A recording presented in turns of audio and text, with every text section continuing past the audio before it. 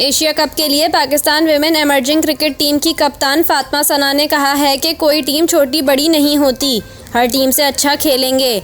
हर team जीतने के लिए जाती है, हमारा भी यही हदफ है। फातिमा सना ने कहा कि पीसीबी ने जो एतमाद किया इस पर पूरा उतरने की कोशिश करूंगी।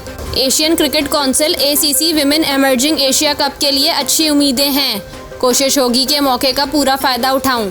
उन्होंने कहा कि अंडर 19 और इमर्जिंग लेवल पर खेलकर प्लेयर्स को प्लेटफॉर्म मिलता है। इस लेवल पर ऐसा टूर्नामेंट सीखने का अच्छा मौका है। इस मौके का हर नौजवान प्लेयर को इंतज़ार होता है।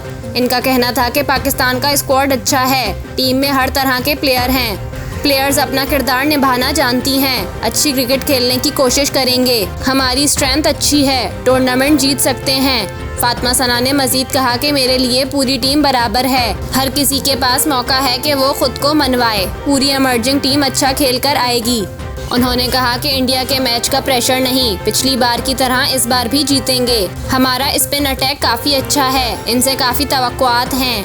पाकिस्तान विमेन इमर्जिंग टीम की कप्तान फातिमा सना का कहना था कि बैटर्स जैसा यहाँ खेल रही हैं वैसा वहाँ जाकर खेलेंगी तो मुफीद साबित होगा।